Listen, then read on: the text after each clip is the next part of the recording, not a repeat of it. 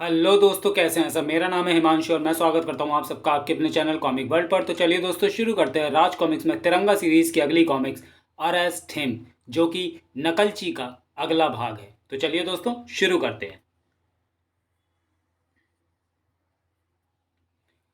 आकाश में जब चांद चमकता है तो शीतलता और सुंदरता का आभास होता है, लेकिन जब दिल्ली के आकाश पर सुरक्षा चक्र चमकता है तो एहसास होता है सुरक्षा और इंसाफ का, क्योंकि सुरक्षा चक्र के चमकने के साथ ही आता है इंसाफ का रखवाला तिरंगा। लेकिन यह स्थिति बता रही है कि अब ना तो सुरक्षा चक्र इंसाफ का प्रतीक रहा है और ना तिरंगा इंसाफ का रखवाला, क्योंकि तिरंगा के आसपास मौजूद हर शख्स यही कह रहा है, अरेस्ट हिम। हैरत का भूचाल आया हुआ था उस देशभक्त के चेहरे पर। मुझे अरेस्ट किया जा रहा है? किस जुर्म में? क्या किया है मैंने? हम सबकी आंखों को तुम और धोखा नहीं दे सकते तिरंगा, इसलिए तुम्हारी भलाई इसी में है कि तुम चुपचाप पहन लो ये हथकड़ियां। कानून की रक्षा में उठने वाले हाथ कानून के बंधनों में जकड़ लिए गए। और ये सफलता थी आवाज़ के उस जादूगर की जो अपने आप को कहता है नकलची। नकलची के नकल करने के शौक ने आकर तुझे फंसा ही डाला तिरंगा।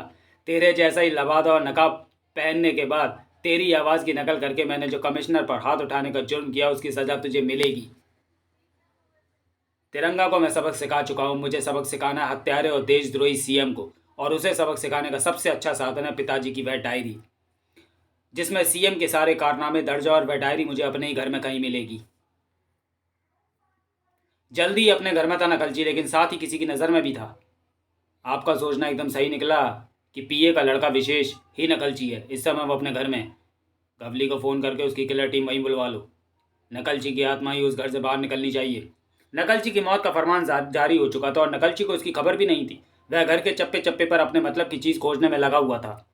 जल्दी उसे पता चल गया उसकी सारी मेहनत बेकार थी। पिताजी की डायरी यहाँ तो कहीं नहीं मिली। इसका मतलब पिताजी ने वह डायरी किसी गुप्त जगह या किसी लॉकर में रख छोड़ी है, लेकिन कहाँ? विचारों में खोया नकलची उस फोटो को देखते ही भावनाओं में खो गया। मैं एक शरारती लड़का था जो आवाज़ की नकल करने की कला से सारी दुनिया में अपना नाम कमाना चाहता था, लेकिन मैं ऐसा करूं यह शायद किस्मत को मंजूर नहीं था। तभी तो मेरी आंखों के सामने वह हादसा हुआ। देशद्रोही सीएम ने मेरे सामने ही मेरे पिता की हत्या कर दी और मुझे उनकी हत्या के झूठे इल्ज़ाम में फंसाकर पुलिस के हवाले कर दिया गया। लेकिन मैंने जेल जाने की नहीं, अपने पिता के हत्यारे को सज़ा देने की ठान ली थी। तभी तो मैं अपनी आवाज़ की नकल करने की कला के बल पर हवालात से फरार हुआ और बन गया नकलची, जिसका एक ही मकसद था, अपने पिता के हत्यारे सीएम को बर्बाद कर देना अपनी कला के हथियार से। और अपने उस अभियान की शुरुआत मैंने की सीएम के लॉकर के उस वॉइस लॉक को खोलकर, जिसमें मौजूद थी सीएम की करोड़ों की अवैध दौलत। लेकिन मैं उस दौलत को लेकर भाग जाता उससे पहले ही वहां पहुंचा तिरंगा, जिसकी वजह से मुझे खाली हाथ लौटना पड़ा। मैंने तिरंगा को सबक सिखाने का फैसला कर लिया और तिरंगा का बेस धरकर पुलिस कमिश्नर की पिटाई की। धाक! काम वह मेरा था, लेकिन कोई भी इस बात को नहीं जान पाया। ओह, यह आवाज़ कैसी? खट! अपने पीछे आवाज़ सुनकर नकलची पलटा और इसी के साथ उसे पता चल गया कि भावनाओं में खोना उसे कितना महंगा पड़ने जा रहा था। ओह, जानता है हमने तुझे पीछे मुड़ने का मौका क्यों दिया? ताकि तू अपनी मौत को अपने सामने खड़ा देख ले और मरने से पहले ईष्ट देव को याद कर ले, ताकि तेरी आत्मा ठीक उसी देव के सामने बिना कोई कष्ट उठाए पहुंच जाए। ओह, इनके हाथों में घातक हथियार थमे, जबकि मेरे पास सिर्फ आवाज़ का हथियार है। लेकिन मेरा वह हथियार मुझे न इनसे बचा सकता और न मौत से। मिमिक्री कला का बेताज बादशाह दुनिया से विदा होने जा रहा था, लेकिन दुनिया बनाने वाले को शायद ये मंजूर नहीं था। छनाक ठोक! तभी तो उसने उसे बचाने के लिए भेज दिया वह फरिश्ता, जिसके बचाव और वार करने का एकदम अनोखा था और हैरत अंगेज था। अंधेरे में उस फरिश्ते के हर अंदाज को देख रहा था नकलची, आंखें फाड़ फाड़ कर। हैरानी से कटोरियों से बाहर उबल पड़ने की हद तक फैली हुई थी उसकी आंखें। अचानक न जाने नकलची को क्या सूझा कि वह ऐसे भागा जैसे वहां रुका रहा तो उसके पीछे भूतों की टोली पड़ जाएगी। भागने से पहले उसने या तो एक बार भी ये नहीं सोचा कि हथियारबंदों से लड़ते उसके मददगार का क्या होगा, या फिर वह जानता था कि उसकी मदद को जो आया था वह कोई साधारण इंसान नहीं था, बल्कि था ऐसे हथियारबंदों से रोज निपटने वाला तिरंगा। लेकिन जेल में होने की बजाय तिरंगा यहाँ कैसे था? कमिश्नर साहब के अटूट विश्वास के कारण। होश में आने के बाद जब उन्होंने मुझे हथकड़ियों में जकड़ा देखा, देश की शान हथकड़ियों में? इसने आपके साथ मारपीट करके दिखा दिया है कि देश की शान नहीं अपराधी है। यस सर, हम सब ने इसे आपको पीट पीट कर बेहोश करते अपनी आंखों से देखा है। इसकी दीदा दिलेरी तो देखिए सर, एक बार हमारे हाथों से बचकर निकल जाने के बाद ये फिर वापस लौटा। कमिश्नर साहब के कंठ से गूंजी गर्जना ने निसंदेही उनके मातहतों की हड्डियों में सैरन पैदा कर दी होगी। तिरंगा की हथकड़ियां खोलो! तुरंत ही मुझे आज़ाद कर दिया गया और तब कमिश्नर साहब के शब्दों में झलका मेरे प्रति वह अटूट विश्वास क्या तिरंगा को कभी किसी दूसरे देश की सीमा पर लहराते देखा है? और जब ऐसा नहीं हो सकता तो तिरंगा भी मुझ पर कभी हाथ नहीं उठा सकता। आप सही कह रहे हैं कमिश्नर साहब। मैं समझ गया हूँ कि तिरंगा बनकर आप पर हाथ उठाने की गुस्ताखी किसने की है? नकलची ने। और ऐसा उसने मुझसे बदला लेने के लिए किया है। यह बात वो अपने मुंह से जल्दी तब बताएगा जब मैं उसे लेकर आपके सामने पेश करूंगा। और तब मैं नकलची की खोज में तुरंत वहां से रवाना हो गया और जल्दी ही यहाँ पहुंचा, लेकिन वह भाग निकला। अब मुझे उसे पकड़ने से पहले कई पहलुओं पर विचार करना होगा, क्योंकि मामला कुछ ज़्यादा ही संगीन दिख रहा है। इसी बीच नकलची, मुझे सीएम के गुंडों से बचाने वाला शख्स तिरंगा था, जो निसंदेही मुझे पकड़ने वहां पहुंचा था। वह जेल से बाहर है, लेकिन अब मैं उसे दोबारा जेल भेजने का कोई काम नहीं करूंगा, क्योंकि उसने मुझे हत्यारों से बचाकर एक भला काम किया है। यानी वो मेरा बुरा नहीं सोचता, इसलिए मुझे भी उसकी नकल करते हुए उसका बुरा नहीं सोचना चाहिए। मुझे तो बुरा सोचना है सीएम का, और ऐसा मैंने करना है। माफिया डॉन विक्रम गवली और अमेरिका में रह रहे सीएम के बेटे सुदेश को अपनी कला का शिकार बनाकर अपने दिमाग में एक बड़ी योजना का ताना बाना बुन चुका था नकलची। उसने अमेरिका में सीएम के बेटे को फ़ोन मिलाकर जिसकी शुरुआत कर दी। कैसे हो सुदेश बेटे? फाइन, आप सुनाइए डैडी, कैसे फ़ोन किया? ध्यान से सुन बेटा, मेरे कुछ प्रतिद्वंदी आने वाले चुनाव में इस बात को मुद्दा बना सकते हैं कि स्वदेशी की बात करने वाले नेता का लड़का अमेरिका में शिक्षा ग्रहण कर रहा है। तू आज ही वापस लौटा, लेकिन सीधा मेरे पास मत आना। मेरा एक मित्र विक्रम गवली तुझे एयरपोर्ट लेने आएगा, तू उसके साथ चले जाना। ऐसा क्यों डैडी? ये राजनीतिक चक्कर है, तू नहीं समझेगा, इसलिए बहस करने की जगह जैसा मैं कह रहा हूँ वैसा ही कर। और हाँ सुन, मुझे फ़ोन मत करना, यहाँ आजकल फ़ोन टैपिंग का बहुत चक्कर चल रहा है। Okay okay daddy. फ़ोन रखते समय नकलची के अधरों पर मौजूद थी विजेता सरी की मुस्कान। अच्छे अच्छे जिसकी आवाज़ के जाल में फंस जाते हैं, भला उससे कहाँ बच पाता हुआ माफिया डॉन। मैं सीएम बोल रहा हूँ गवली, तुम्हें मेरे लिए एक छोटा सा काम करना है। मेरा बेटा कल अमेरिका से वापस आ रहा है, तुम उसे लेकर आओगे और अपने घर हिफाजत से रखोगे। ऐसा क्यों सीएम साहब? गोलियां गोलियों और जुर्म की चाल समझने वाले राजनीतिक चाल नहीं समझ सकते गवली, इसलिए समझने की कोशिश भी मत करो। ये तो तुम्हें याद ही होगा कि किसी भी हाल में तुम्हें मुझे फ़ोन नहीं करना, क्योंकि हो सकता है कि मेरा फ़ोन टेप हो रहा हो। ओके। नकलची के दोनों तीर सही निशाने पर लगे थे। इसका पता उसे अगले दिन ही चल गया। सीएम का लड़का गवली के पास सही सलामत पहुंच गया है।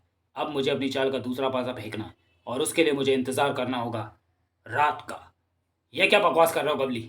अगर तुम इसे बकवास समझते रहोगे तो अपने बेटे से हाथ धो बैठोगे। मैंने तुम्हारे बेटे सुदेश का अमेरिका से अपहरण कर लिया है। उसे जिंदा देखना चाहते हो तो अब से ठीक 1 घंटे बाद 5 करोड़ रुपये लेकर मेहरौली के खंडरों में पहुंच जाओ। सीएम क्रोध से अंगारे की बात ही दहक उठा था। मेरी तरफ दोस्ती का हाथ बढ़ाकर मेरी ही पीठ में छुरा घोंप कर तूने अच्छा नहीं किया गवली। आज शाम को तुझे 5 करोड़ रुपये नहीं, मौत मिलेगी। अपने जिस बेटे के लिए चिंतित हो उठा था सीएम, वह गवली की मेहमान नवाजी के मजे लूट रहा था। और कुछ चाहिए तो बताना। ये सीएम का बेटा ना होता तो इसे जूते मारकर यहाँ से भगा देता। सीएम के बेटे की खातिर तवज्जो में लगा विक्रम गवली सीएम के उस फोन पर एक बार फिर दंग रह गया। मेरे बेटे को अब से ठीक 1 घंटे बाद मेहरौली के खंडरों में लेकर पहुंचो गवली। ठीक है, ध्यान रहे तुम उसे पूरी सिक्योरिटी में वहां लेकर आओगे। चिंता मत करो, पूरी तरह गनों के साए में लेकर आऊंगा मैं उसे। नकलची की योजना के तरकश का यह आखिरी तीर था, जिसे जलाकर खुशी से फूला नहीं समा रहा था वह। सीएम के जुर्म की दुनिया का किला ढह कर रहेगा अब से ठीक 1 घंटे बाद। तुम जो चाहते हो वह तुम्हें मिलेगा गवली। अपने साथियों के साथ वहीं रुककर मेरे बेटे को आगे आने दो। ठीक है, जाओ। गवली अपने साथियों के साथ वहीं रुक गया और सुदेश को आगे भेज दिया। इसी के साथ सीएम हलक फाड़कर चीख पड़ा, फायर! दूसरे ही क्षण अंधेरे में पहले से ही वांचे हुए सीएम के कमांडो अपने स्थानों से बाहर निकले और तर तर तर तर तर तर उन्होंने अंधाधुंध गोलियां बरसाना शुरू कर दिया। स्थिति की गंभीरता को समझने में गवली को जरा देर नहीं लगी। ओह, सीएम ने हमसे धोखा किया है, जवाबी हमला करो। चुम! जवाब में गवली की तरफ से भी गोलियां चलनी शुरू हो गई। उन गोलियों का निशाना सीएम ही था, और गोलियों ने अपने उस निशाने को भेद ही देना था अगर बीच में ना आती वह ढाल। टन! और तिरंगा बचिया मंत्री जी। चिम चिम! ओह! गोलियों की उस बौछार से सीएम को तिरंगा ने बचा लिया, लेकिन गवली और उसके साथियों को कोई नहीं बचा पाया। तब तब तब सीएम के कमांडो ने सभी को भून दिया। इसी के साथ खत्म हो गई वह खूनी जंग। ये सब क्या चक्कर है मंत्री जी? माफिया डॉन गवली ने मेरे बेटे का अपहरण कर लिया था, और उसने उसके लिए 5 करोड़ की फिरौती लेने के लिए मुझे यहाँ बुलाया था, लेकिन अचानक उसका इरादा बदल गया। उसने फिरौती के साथ साथ हमें भी मारने की सोच ली।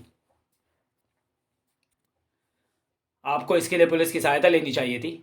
केंद्र में मौजूद विपक्षी सरकार के नीचे काम करने वाली पुलिस से मुझे सहायता की जरा भी उम्मीद नहीं थी। पुलिस के चक्कर में पड़कर तो मैं निश्चय ही अपने बेटे की जान से हाथ धो बैठता। तिरंगा को निरुत्तर करके अपने बेटे के साथ कार में जा बैठा सीएम। हमें बचाने का धन्यवाद तिरंगा। सीएम के वापस लौटने के बाद क्या रहा तिरंगा? सब कुछ गड़बड़ हो गया कमिश्नर साहब। सीएम बड़ी चालाकी से गवली सीएम बड़ी चालाकी से गवली और उसके साथियों को खत्म करने में सफल हो गया और इस तरह मैं आपको पुलिस पार्टी के साथ जिस काम के लिए लाया था वह सफल हो गया।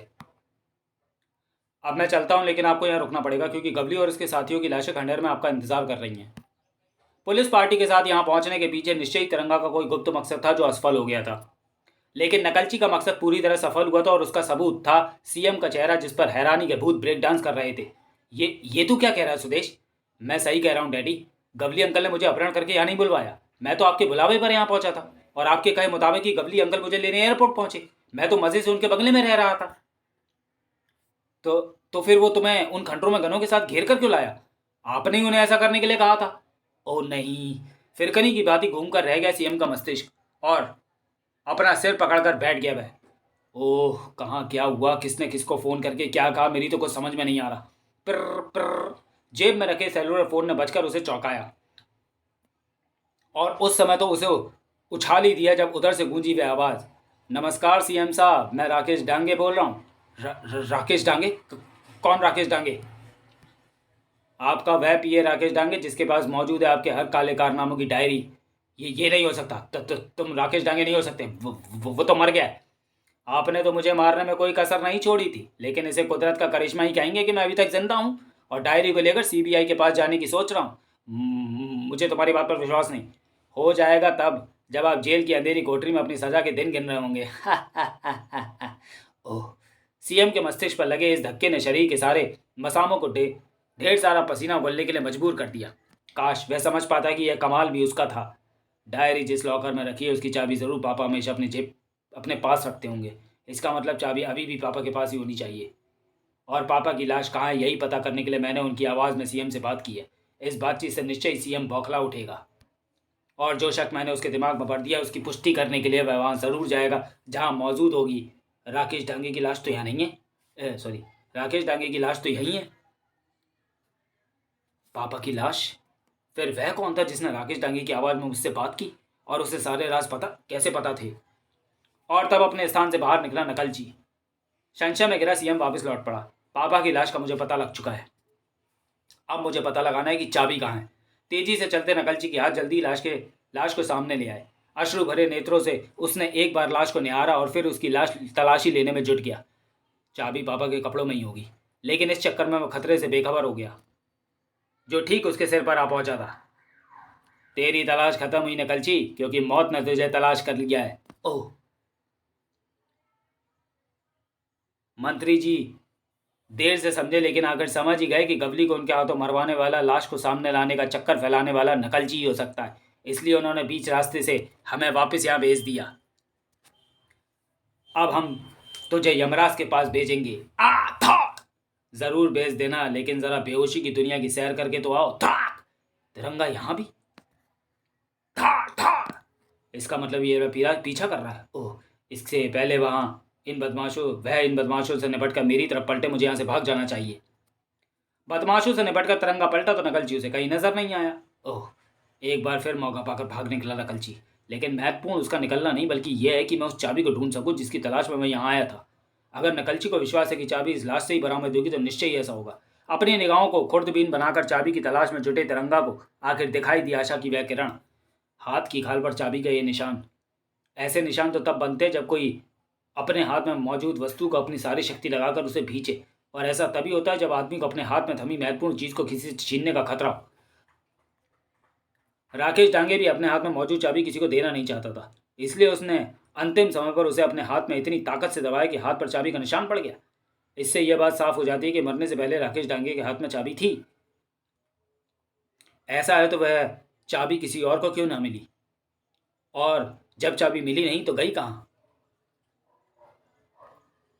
एक ऐसी चुनौती के रूप में तिरंगा के सामने थे वे सवाल जो एक देशद्रोही को बेनकाब करने में सहायक होने थे।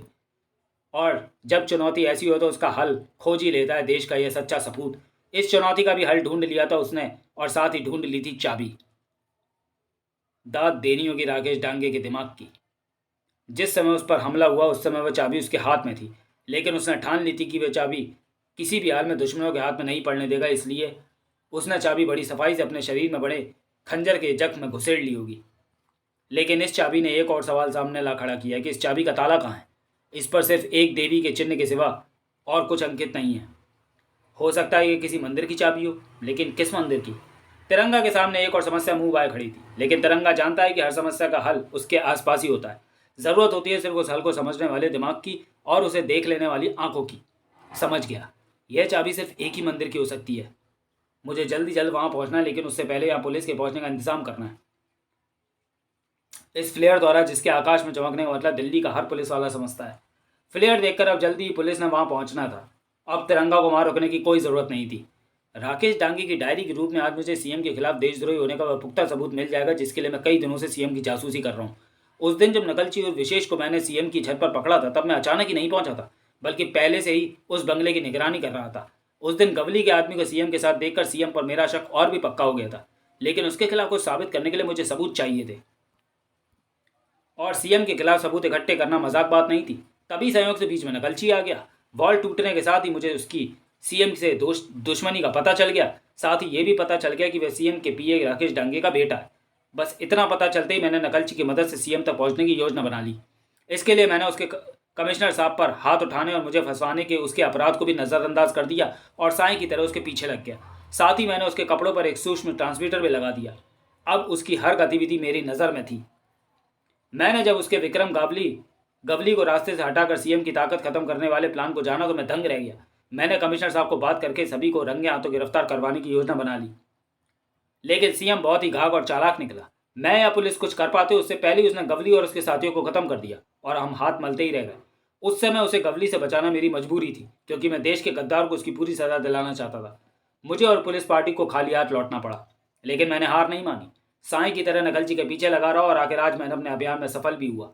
अब मुझे सिर्फ डायरी चाहिए जो मुझे मिलेगी झंडे वाली माता के मंदिर में। यह मंदिर का लॉकर है, इसमें से ही किसी एक लॉकर की ये चाबी होगी, लेकिन इसके लिए हर लॉकर के तारे में इस चाबी को ट्राई करना होगा। पूरी मेहनत और लगन से तिरंगा ने चाबी को लॉकर में ट्राई किया, लेकिन उसे असफलता के सिवा कुछ नहीं मिला। यह चाबी तो किसी लॉकर में नहीं लगी। अब मुझे इसे ट्राई करना होगा मंदिर के अन्य तालों में। तिरंगा का यह प्रयास भी धूल में लठ चलाने वाला काम ही साबित हुआ। इस मंदिर का हर ताला मैं ट्राई कर चुका हूँ, लेकिन सफलता मुझे नहीं मिली। इसका सीधा सा मतलब है कि यह चाबी इस मंदिर की है ही नहीं।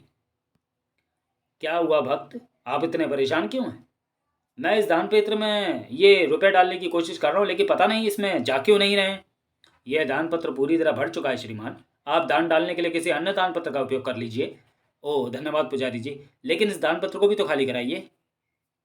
इस दान पत्र की चाबी मंदिर के ट्रस्टी राकेश डांगे के पास है। वे अपनी पत्नी के साथ अचानक भ्रमण को निकल गए। जैसे ही वे वापस आएंगे इसे खाली करवा दिया जाएगा। समझा। एक भक्त को समझाकर पुजारी ने अभी अपना पिंड छुड़ाई था कि उन्हें आ पकड़ा दूसरे ने। आपके ट्रस्टी राकेश डांगे उनकी पत्नी अब कभी वापस नहीं आएंगे, लेकिन आप चाहें तो यह दान पत्र भी खुल सकता है इस चाबी से। चाबी दिखाने के साथ ही तिरंगा ने पुजारी को सारी बात भी समझाई, और जब सारी बात पुजारी की समझ में आ गई तो खुला वह दान पत्र। दान पत्र में भरे रुपए आप माता को भेंट कर दीजिए। मैं इस डायरी को पुलिस की भेंट चढ़ाता हूँ, ताकि एक देशद्रोही को उसके कर्मों की सज़ा मिल सके। तू ये नायाब भेंट पुलिस को चढ़ा पाए उससे पहले ही मैं तेरी जान को यमराज की भेंट चढ़ाने आ चुका हूँ, और मुझे यहाँ पहुँचा है मेरे उस आदमी ने जो तेरी पिटाई के बाद होश में आ गया था और तेरे पीछे लग गया था। ना ना, कोई चालाकी करने की कोशिश मत करना तिरंगा, वरना तेरी जान जब जाएगी तब जाएगी। ये बेचारा पुजारी अभी मारा जाएगा। ओह, चीते की तरह चौकन्ने नजर आए सीएम के कमांडोज। इन्हें किसी भी तरह मात देने की कोशिश करना बेकार है। मुझे अपनी चिंता नहीं, चिंता है तो बस इन पुजारियों की। मेरे साथ ही बेचारे बेकार में ही मारे जाएंगे। तिरंगा के भाव बता रहे थे कि सीएम और उसके कमांडो उस पर हावी हो गए थे, लेकिन फिर भी वे तिरंगा को खत्म नहीं कर पाए। अचानक सभी के मस्तिष्कों पर हावी होती चली गई मंदिर के घंटियों की तेज आवाज, टन टन टन। सभी को ऐसे लगा मानो कोई करोड़ों घंटियां बेहद तेजी से एक साथ बजा रहा हो। ऐसे में सभी को सब कुछ भूलकर अपने हाथों की मदद से कानों के पर्दों को घंटियों की आवाज से फटने से बचाने के सिवा कुछ ना सूझा। टन टन टन टन। कानों को बचाने के चक्कर में हथियार सभी के हाथों से निकल चुके थे। भला ऐसे मौके को अपने हाथ से कहाँ जाने देता तिरंगा। टन टन धाड़। मंदिर की यह घंटियां मुझे यह मौका देने के लिए ही बजी लगती हैं, लेकिन घंटियां इतनी तेज कैसे बज रही हैं? ना वे हिल रही हैं, ना कोई उन्हें हिला रहा है। टन टन टन धाड़ धाड़। इधर तिरंगा ने कमांडोज के हाथ पैर चलने बंद किए, और इधर घंटियों की आवाज़ बंद होने के साथ ही गूंजी वह आवाज़। तुम्हें मौका देने के लिए घंटियों की ये तेज आवाज़ मेरे गले से गूंजी है तिरंगा। मैं देख रहा था कि क्या मैं मंदिर की घंटियों की आवाज़ की नकल कर सकता हूँ। ओह नकलची, हाँ अपने पापा की लाश के पास से मैं इसलिए भागा था क्योंकि मैं जानता था कि जिस चाबी को मैं नहीं ढूंढ पाया उसे तुम जैसा अकल का धुरंधर ज़रूर ढूंढ लेगा। रही बात यहाँ पहुँचने की, तो जैसे तुम मेरी जासूसी करके हर जगह पहुँच जाते थे, ठीक उसी तरह मैं भी तुम्हारी जासूसी करके यहाँ पहुँचा था। इसके साथ मैंने तुम्हारी एक चीज़ की नकल और की है। जैसे तुमने मेरी जान बचाई, वैसे ही तुम्हारी नकल करके मैंने तुम्हारी जान बचा दी। हिसाब बराबर हुआ। अब मैं चलता हूँ, क्योंकि इस गद्दार और हत्यारे सीएम की वजह से अपराध के जिस दलदल में मैं धंस गया हूँ, वहां से मैं वापस नहीं निकल सकता। नकलची फिर वहां नजर नहीं आया। फिर तिरंगा भी वहां नहीं रुका। सीएम के साथ उसके गुनाहों की पोल खोलने वाली डायरी को उसने पुलिस के हवाले कर दिया। ईमानदारी और वतन परस्ती अगर देश के नेताओं में आ जाए, सच कहता हूँ दोस्तों, फिर कोई ना नकलची बन पाए। ये सभी गुण अगर देश के नेताओं में आ जाएं, फिर क्या हर्ज है दोस्तों, हर कोई नकलची बन जाए। समाप्त। तो चलिए दोस्तों, वीडियो को यहीं समाप्त करते हैं और मिलते हैं तिरंगा सीरीज की अगली कॉमिक्स पुतली बाई में। तब तक के लिए धन्यवाद।